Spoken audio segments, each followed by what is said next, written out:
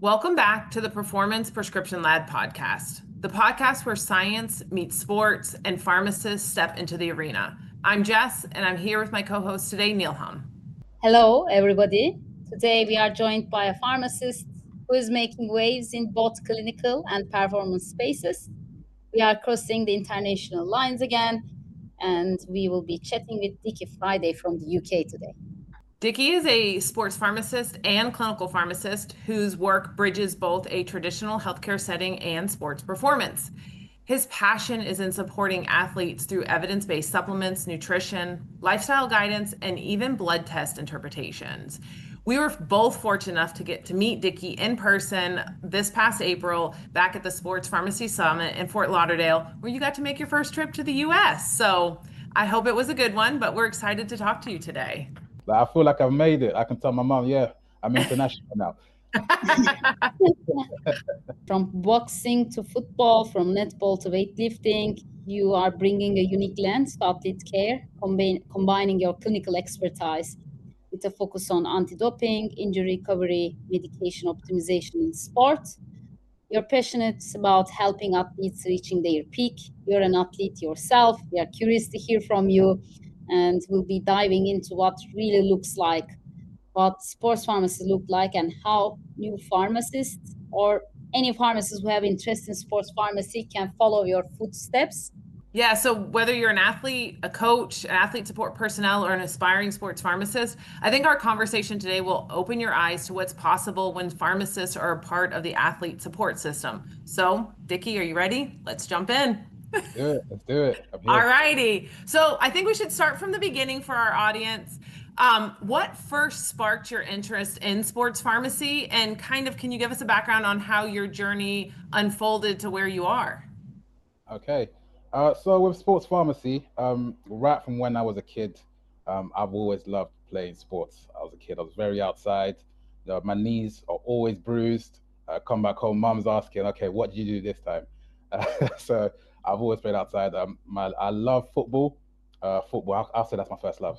So on the weekends, you're just gonna see me on the telly. Football's on. Nobody disturb me. I've got my juice, and I'm just enjoying my time. So sports has just always been a part of me. So as I studied, went to uni, studied pharmacy, qualified as a pharmacist, and with the nature of the job, like I do enjoy pharmacy in itself, but working as a pharmacist, I'm a very outside person. So if I'm staying at the back, checking scripts and making sure things are clinically effective, it's all good. I do enjoy that part, but it can be a bit, I can't do that for a long period of time. So I thought, what else could I do? So it was literally I got to sports pharmacy. So for work, I locum. So I kind of travel to different places, different parts of the country to do relief work and help people who are short of pharmacists. So as I did that, I was going to different gyms, playing football or like boxing with different people. And as soon as they found out I was a pharmacist, they just come out with a list of things, a list of questions. The questions start rolling. They're like, "Oh, by the way," and they open their book of questions. Literally that. So I just kept on being asked questions. I answered their questions. So like talk about supplements, about their health and things like that. And then they go away. They get feedback. They give me back some feedback, and the feedback is all very positive. And they will tell me, "Oh, what you're doing has helped me a lot. I felt like I've done this. I've become better as an athlete or in the sport that they did." So one day I was like, you know what? This happened a lot. This might be something. So I started stroking my non-existent beard. This might be something. So I literally just Googled sports pharmacy and saw there was something. And I saw Jess name come up. I was like, oh, so this is actually a thing. Sports pharmacy is actually a thing. Saw her LinkedIn profile. I wanted to send a message. Didn't let me, so I went to pay for a LinkedIn premium so I could send messages. So I could send messages directly. I did that, and Jess was so nice. Got back to me, gave me feedback, encouraged me, and literally that was the beginning of my story as a Oh my sports pharmacist. gosh. I love that part. Like, that's how mine started too, was I kind of Googled sports and pharmacy somehow, and like Yeah. names and faces came up, and it was Ashley and Athena for me that offered the same guidance and like inspiration. So I felt like it's only right to pay it forward to others and like on the same journey. But I love the story. Yeah. We share something in common then, because it was also just for me. Oh, When I yeah. first stepped in this area, we got we got to know each other through LinkedIn as well, and then we started this podcast show. So Jess has always been very supportive to me as well, and I'm glad that your path has crossed. You're just lucky to have you, Jess. Well, No thank you pressure. guys. I No appreciate pressure. it. No. Oh, we chat with many sports pharmacists around different countries, and what's common is you happen to have some passion for sports at some point in life, usually coming from childhood. Somebody is an athlete, and somebody is very passionate about sport, and then just out of curiosity, you follow your passion, and then it leads you to sports pharmacy. So this is very common, and we love hearing this type of stories. Dickie, you traveled around your country and you had a chance to work with athletes coming from different sports. Right now, I wanted to understand how your typical day looks like and if you have any memorable experience or projects working with these athletes or sports environments that you've been to. Okay. So yeah, well, I think the most memorable thing that I've done so far was literally the first time I held a workshop at a boxing gym. So when I first started, I spoke to Jess, I spoke to Ashley, and I spoke to Brendan as well, and they were telling me just get out there, you know, speak to people, and make yourself useful. So I had that first workshop in a boxing gym. I was very nervous. I was calling my brothers on the phone. I was like, okay, guys, let's practice what I'm gonna say multiple times. I had my notepads, trying to make sure I get everything right and structure it properly. But what made it very memorable was the feedback that I got and the energy that I got in that workshop. It went a lot better than I thought it would. Especially as athletes, they work very hard, but the stuff outside of training sometimes they might not find it as important. But the feedback that I got, how engaged all the boxers were, of all ages, professionals as well, to the young kids who had 7-year-olds coming up to me afterwards. It's like, okay, so if I eat less pasta, does that mean that I don't get a lot of energy and stuff like that? And just the fact that they were curious and they were very receptive to it was very memorable, and I really enjoyed the process. Oh, I love that story, Dickie. Like, um, I was listening to a podcast recently and it was about a marathon runner, and she was saying, like, somebody asked her what's her most memorable thing. And I thought it was really powerful. And it kind of goes to what you said, is like just starting. Like that was her most memorable thing, was the day she first started to run. But I think it goes to the day you first step out and you're like, I'm going to give my first presentation. I'm going to connect with that first athlete. I think that for a lot of us is the most memorable, because you're like, and I think we all have had very positive experiences like you have. And suddenly, stuff that as pharmacists is kind of trained in us over the years of all the schooling is not really common to the athletes. So when you start telling them these little pearls, and they're like, all I have to do is like slightly change this or do this, and it's not this dramatic thing, they're like, they get curious and they get interested. And I think that speaks leaps and bounds. But I love this, that your most memorable thing is your first talk. Oh yeah, definitely. I remember after that first talk, my follower count on Instagram went up by like 10. I was like, oh right, this is translating. You're like, I went viral in the boxing world. Literally. As pharmacists, we are so perfectionist. We think the information we give is like, okay, this is just like another information we give to a regular patient. But like Jess said, the information we provide changes an athlete's life so much, and it's such a small information. I really want us to be a little bit more confident and maybe take the credit for all the information or helpful insights we have. It's just the pharmacy thing that we all have.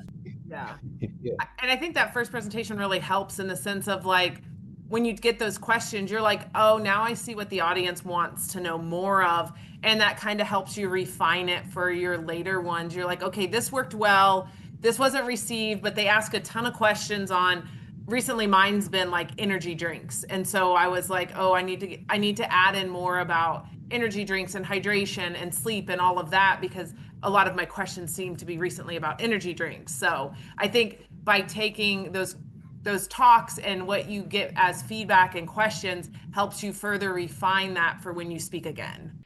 You mentioned one thing about your social media account, and we can't help but love all the work that you do and the videos you post and all the stuff you have grown on your social media. And one thing recently I saw, which I found really interesting, was that you do a lot of blood testing interpretation. And so you had a coworker or somebody you partner with that came out and did the blood test. It looked like it maybe at the boxing gym, but I just kind of want to get a little more insight on how does that guidance help you when you're working with an athlete, and also a little bit for maybe those listening.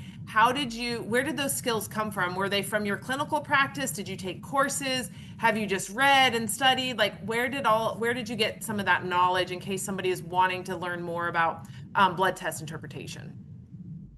Yeah, a lot of it came from clinical practice. Okay. So I've been practicing as a pharmacist for 5 years now, and you do pick up things as you go along, and especially as I work in different environments, I always learn something new at a different pharmacy, whether it be in a hospital or your local community. So I think at the time when I first started blood test interpretations, I was working in a hospital, and that's what we did most of the time. So you get get a chart of medication, and obviously you look at the blood results. So you sort of see, okay, should this person start this medication? Should they take this medication? Is it safe for them if they carry on taking these things? So it's just something that came about. I was like, well, if it works in a hospital setting, there should be no reason why this can't help, guide athletes inside their training. And when I researched it, a lot of professional, teams actually do testing like that, and they're even more precise with it. Like they'll do it before training, after training, and they have like ranges that they work towards. So I thought, you know what, let me just do the same thing if they're already doing it there. And yeah, it's really helpful. The athletes, again, I might think it's not that much, but they find it so interesting because they're learning a lot about themselves, and Yeah. to really fine tune um, their training. So a big one that I speak about a lot is recovery and like inflammation, Yeah. and Really important. yeah, it's really important for them, and they're like, oh well, they can see from the blood test results that they how they felt physically is reflected in the blood, and to them that is like mind blowing. So I'll get some results and I'll be like, okay, cool. So during that time, were you training? Were you not training? Did you feel ill? Like, how do you know? I'm like, the information's all here.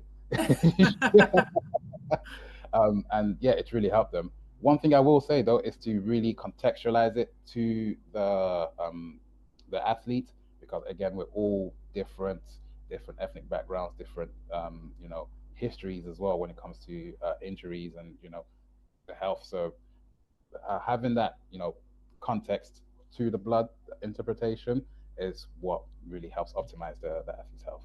That's awesome. I love that. I think I think it helps validate for some athletes. It helps them feel like I'm not crazy, that I was feeling really fatigued and exhausted. And other times and other times when they do the work to start maybe changing their diet or recovering more, and they see these like inflammatory markers going down. I think that's really helpful because sometimes they may not always feel that small difference, but if you can start seeing it on labs, I think it just gives a foundation to the work that they're doing to make them continue to want to do more. And they can see that they're getting outcomes. So I think that's really helpful. And you spoke to, I think, an important part of like blood tests, that it is a data point and you have to take it in context. And you can't just use it, hey, you have low sodium. Okay, well, the guy was overhydrating, and that's why this happened. Like, we can't just take this. We have to look at it in the larger lens of, training protocols. Where were you in season? Were you out of season? Did you take it after after training or before training or what's going on. So I think that's really important, is that blood tests are a part of a larger picture, but they're a very critical part too of that picture. Everything we do in pharmacy is transferable and with a specific focus to patient athletes. And at the summit, I remember what Brandon has said. In order to become a good sports pharmacist, you first need to be a good pharmacist. I think this is basically how you demonstrate that. And thank you for sharing that example with us. Speaking about uh, being a pharmacist, I think supplements and medication mistakes are things that we commonly see in every part of our practice, whether you work in a pharmacy or in a hospital pharmacy or in a sports setting, something we see very common. And especially with supplements, maybe with medications as well, it depends on the context of the country. It's becoming more popular. There are more choices. The marketing campaigns have increased so much. Everyone recommends supplements to each other. Personally, in my Instagram page, people recommend supplements to each other from on my post, which I find very weird. So becoming a thing. And from your experience, I think you must be seeing some mistakes, common supplement and medication mistakes among athletes, even coaches or other healthcare professionals. We just want to hear some of your experience, of course, keeping the patient information private. Really curious to hear what's going on in your setting. Oh wow. I think two things that are very common that I've come across. First is over supplementation.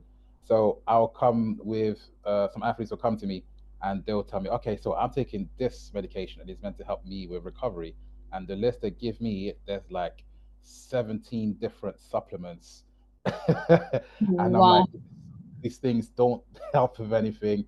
You're taking multivitamins that you don't need to take, and it's just a lot, and it's expensive for them as well because they've been told that yeah, this is the best thing for them. So now they're spending hundreds of pounds on this supplements that are not doing anything or not doing what they want. And the second thing is under supplementation. So again, it's a marketing thing, I guess. They'll have yeah, this cod liver oil. If you take this once a day, um, it's gonna do wonders for you. Then I look at the back of it, and it's just it's below therapeutic dose. So it's like you're spending money on this, and you're not getting the benefits from it. So yeah, those are the two most common things, and it's very easily fixable. Wow. It's just in the different edges, like Exactly. different ends. And I Yeah. understand these are things that I see in my own practice too. Yeah, I was going to say, I think you hit on one of the things that is really big, whether it's a supplement, well, two things. One is over supplementation. And one, I never know how people afford some of it. They're like, they bring in bags and you're like, that is a lot of money. And then the other part is, and I think you hit it really well, was the therapeutic dose. Like, what the bottle says is not always the effective dose for that supplement based on like research and literature. They may say the serving size is 2 capsules and it's this much, but most people take that for what it's worth and assume that that means that that's the effective dose. And I think that's a great way for pharmacists to step in and help and be like, you need to take this either 4 capsules because that's really what's going to be effective, or you need to take it in the morning with or without food. Like, I feel like there's a lot of nuances, and especially here in the US, that we're seeing more and more drugs go over the counter and like with less and less guidance. And so all these patients are just picking it up and going, okay, I'm just going to take it, this is what the internet said, without any like foundations to it. Did have a question. What are you seeing as far as like use of like analgesics and NSAIDs? Are you still seeing that being pretty popular with your athletes and overuse of those? Yes, definitely. They love it. Honestly, they really love it. It's not as athletes, and I think I'm guilty of it myself as well. There's certain times where I was like, you know what, I'm in pain, but I want to get that extra training session in. So let me just take take an NSAID and do it. But it's not ideal. It's not ideal. You got to listen to your body and do what's best, because ultimately you want to do this for a long time, and be as healthy as possible. So yes, that is very common. Yeah.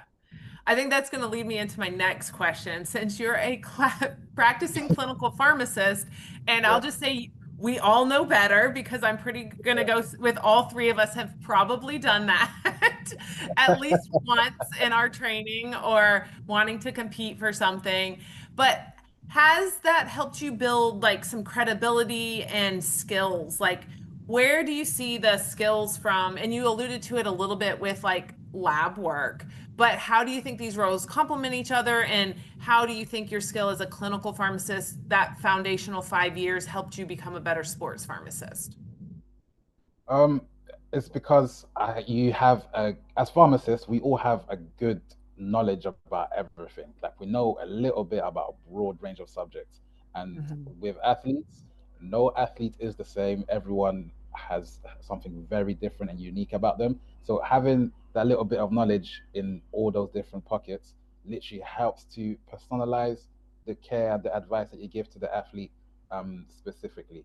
And that comes over a period of time from seeing plenty of patients. Again, working as a clinical pharmacist, you don't see the same patient every day. If you're working in hospitals and you, for example, you're working in acute care, you're going to see one patient in, you come back to the same bed, it's a different patient, and you're going to have to apply different skills, and different parts of the knowledge to that. So literally, like Brendan said, being good at your job as a pharmacist, is literally the best thing you can do as a sports pharmacist. So yeah, that's what I could say, definitely. Yeah. I love that. And I think you spoke to it a little bit is that it's diverse. Like you never know what you're going to get here. The next patient coming in may, be respiratory, and then the next one may be diabetic, and then you may have heart failure, and then you may have unknown of whatever's causing it. And so I think, being able to, the same thing with athletes is, they may be in different sports, they're in different times of years, they have different goals, there's different issues. And it kind of, I think they cross very well to each other as you have to look at each athlete individually in each case and build your skills to be able to help those cases. So it may be a little more research, a little more understanding, but I think that's what makes us all better pharmacists. So, Definitely. yeah. And I think working with athletes as well, like Neilhan mentioned earlier on, loads of people will be telling each other like, okay, you take this supplement in the comments. Being a pharmacist, you're actually an authority, a trusted authority where people don't have to guess what's the best thing for them. They don't have to go through the trial and error that was happening a lot before. So that itself is something that's very comforting for athletes as well, because now they know I can trust this person, and allows them to focus more on their training and their competition rather than the out of training things. Yeah, I love that. So you also have, which we haven't mentioned yet, but you also have a background in the IOC, so the International Olympic Committee's drug and sport course. And so, how do you? And this is really important as a pharmacist working with an athlete. How do you approach conversations with athletes about banned substances and supplement safety? Something we haven't really touched on yet. Oh wow. Yeah, I'm very honest. I'll tell you. Listen, I don't endorse this. I can't endorse this. What you do is up to you, but I'm going to give you the facts about this substance. And I think I really try to educate them about it. It's not just telling you that this is banned, but it's tell you why this is banned, the risks involved, to your health as well as to your career, as well as an athlete. Because ultimately, you know, some athletes that do this, it's more than a passion. For some people, it's an income. It's a means for them to live in society that we live right now. So if you take that risk and you stop yourself from earning your income, is the benefit really you know gonna help out? If you get what I'm trying to say, like it's yeah. So I'm very direct. So tell them, listen, don't do this. This is why. And if you have any more questions, I'll answer them. I love that. Is I just outside question is does the boxing world in the UK follow WADA's guidelines or do they have their own guidelines? They have their own guidelines, but a lot of them are aligned with WADA. But it does depend on the level. So the higher level, the more testing that you will do, Yeah. and more frequent it is. And I think that's important for pharmacists to know. Like a lot of sports do follow WADA guidelines, but they don't all. I know in the US, like MLB, like baseball has its own, and like CrossFit has its own. So, understanding, I think IOC is an amazing foundational course and definitely worth it. But then you also have to be able to take that knowledge and understand how they came up with those guidelines to understand how to apply it to other sports that have slightly different guidelines. But I think pharmacists have the best background to be able to do that. This is the question that maybe most of the listeners, early career pharmacists or pharmacy students, would be curious about. You started your journey, you took some steps, and then here you are, and you're on the rise. You're looking forward to see where your journey takes you to. But of course, you took the first step, you took the first leap, and you started. And since then, you have taken some steps to come to this point. What these steps were, and what recommendations you would give to aspiring sports pharmacists, whether they're a student or pharmacist or early career pharmacist?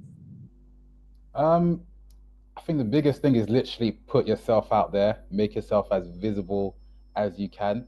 Um, us as pharmacists and those who work within healthcare, we know the value that we bring in the settings that we work in. But to those on the outside, especially athletes, they are not aware about this. And I think for me, that's the biggest hurdle, literally letting you know that I'm useful. So, literally, the best thing you can do is put yourself out there, be in people's faces, spam their feeds on social media, Instagram, TikTok, Facebook, whatever you use, and literally show them the value that you bring. Um, Especially sports pharmacy, it's not new, but it's fairly not well known, especially in this part of the world. So the best thing you can do is just be as loud as you can, literally just be in people's faces as much as you can.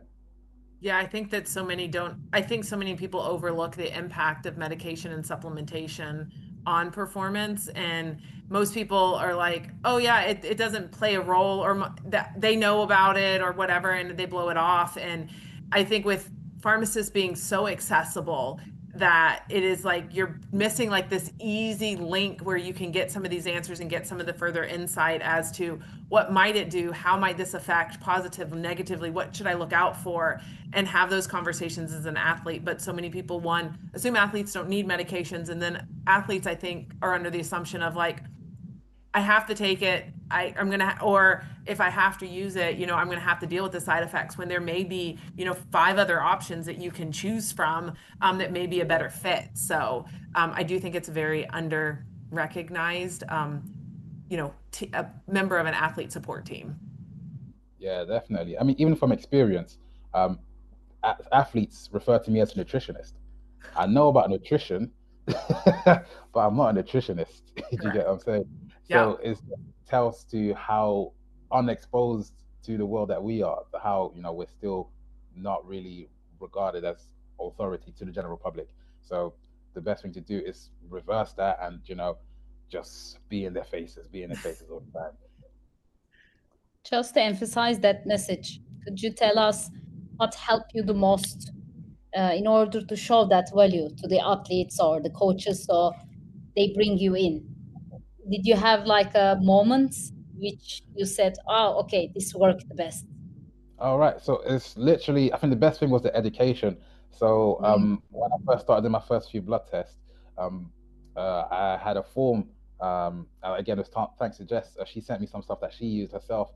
So I used some of the questions, obviously tried to jazz it up with my things as well, and literally got him to fill out the form, and then do the blood testing. And when I got the results back, I made sure to, whether it be on Zoom or sometimes before or after training at the gym, sit down with them and go through the labs that went with them and tell them, okay, so for example, this value has got to do with your iron levels, and this may not be as high as you'd like it to be. So, and how this can help is because it can help, boost your energy, increase your endurance and stuff like that. And literally giving them that extra 15, 20 minutes to thoroughly explain what's happening in the bloods and contextualize it to them personally just went leaps and bounds. Like it was amazing for me as well, because I'm interacting with them. I can see them benefiting and becoming more curious, and applying those things personally.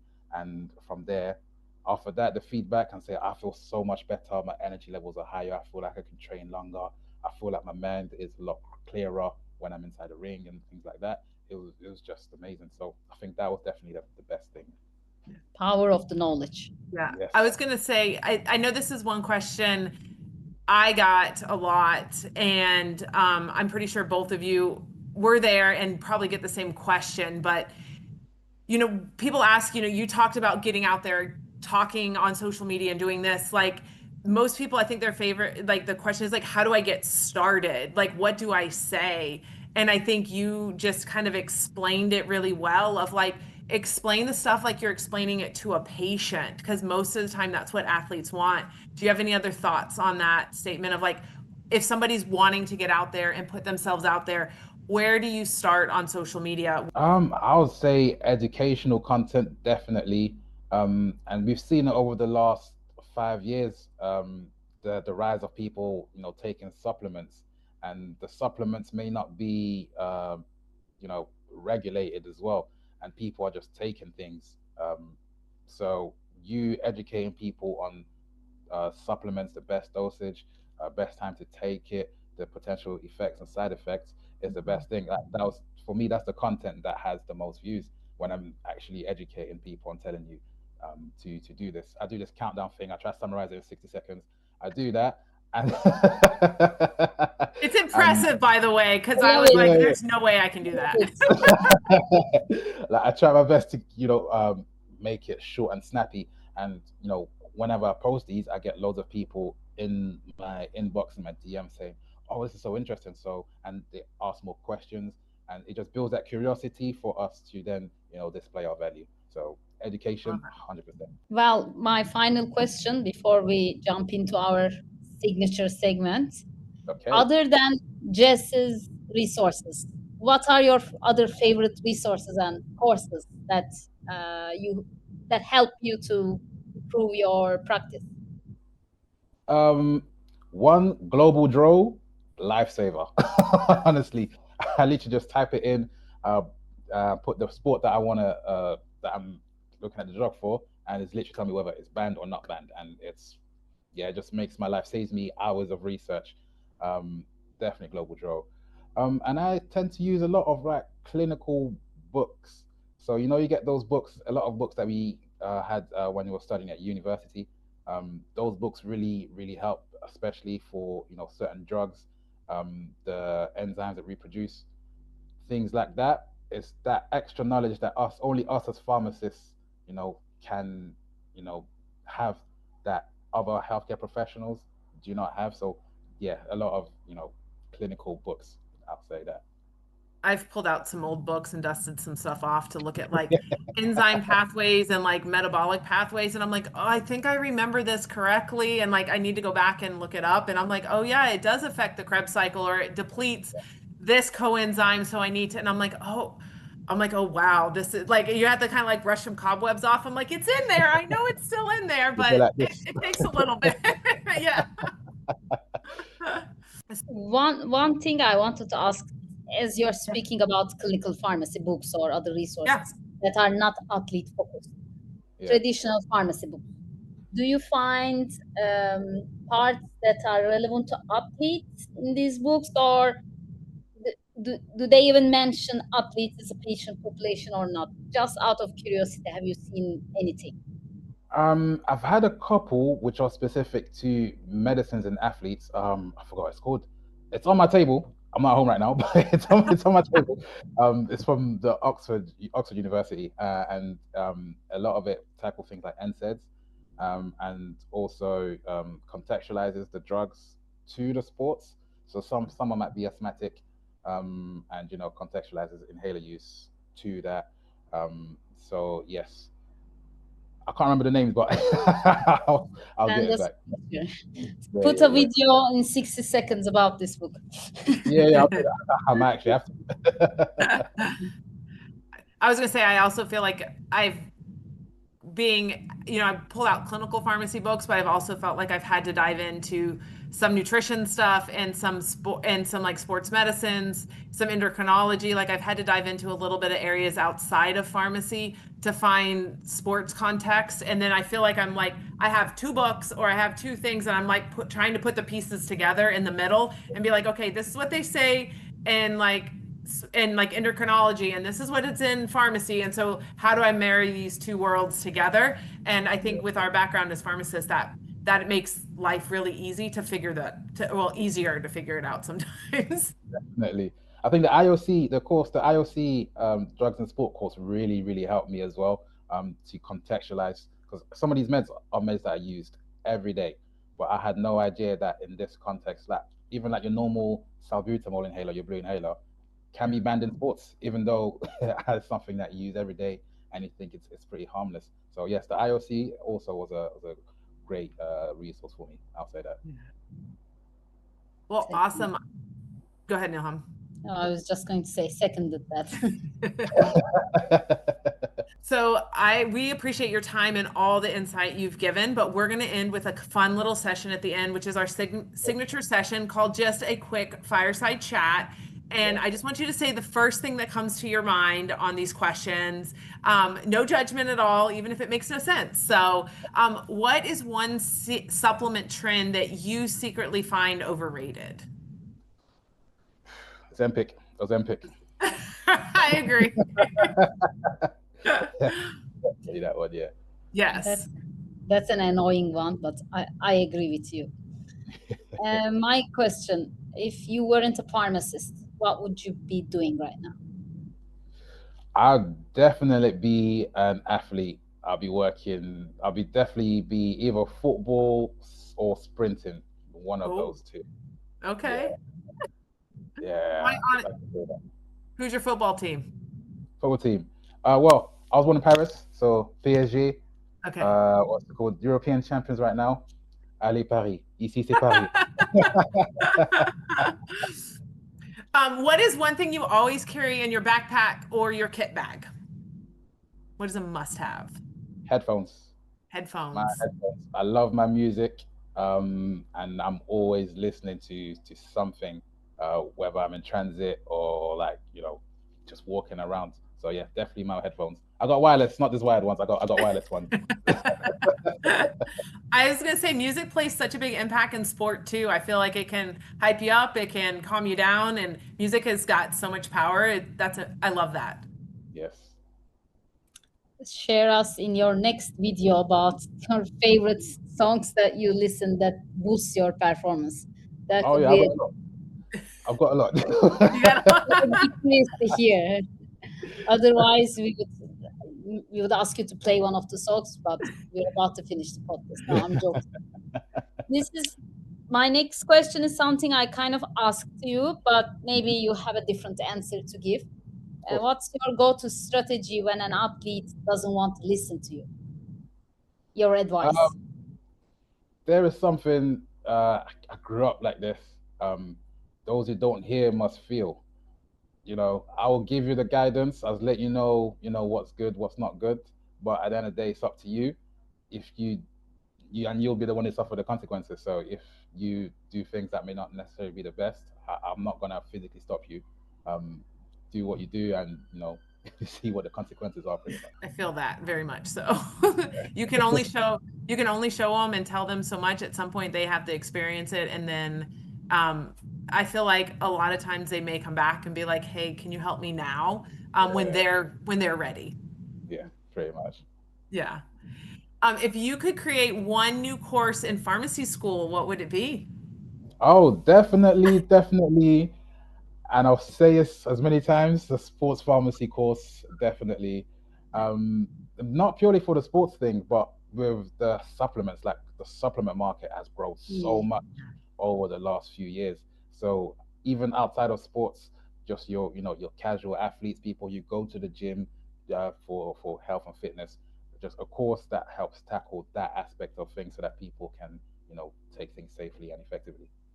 Yeah, I feel like we've seen so much growth in the um, being able to take and personalize medicine for themselves. Like they want to be able to decide what supplements, and there's so many, like you said, so much supplementation that's out on the rise, and so many medications that have come over the counter. So people handling their own health care. So I think that in active, especially in active, physically active people, whether it's, maybe a mom that doesn't identify as an athlete, but yet she runs like 2 marathons and 5Ks every weekend, or even to like military and tactical personnel using supplementation. I think that would be a huge course that would be very valuable for every university. Exactly that. Yeah. As an educator, we hope to see you, Dickie, teaching future pharmacists one day Yeah. this topic. That would be really good. Fingers crossed, soon come. I was gonna say, is that on the wish list to do one day? Yeah, eventually, yeah. Like I enjoy it. Like when I mentioned talking to athletes, I enjoy the interactions. And you generally feel good that you're giving back. All the training that you're using, you feel good Yeah. that you're helping people. The feedback is positive, and you're giving back. Like, yeah, it's amazing. So definitely on the cards. Okay. Love that. I hope to see you. I'll take the course for sure, Dickie. I'll sign up. Yeah, go for it. Sign me up as I'll send you a link on email. well. Dickie, thank you so much for sharing your journey with us, your insights, your wonderful energy. We had a great chat with you. But thanks for having me. It's a pleasure. Like I genuinely feel like I've made it. I'm taking steps. I'm making progress. Now I'm gonna show this to my mum, my dad, the whole family. I'm like, yeah, guys, talk to me nice. Wave to your parents. Hi, Mom, Dad. Oh my gosh, I love it.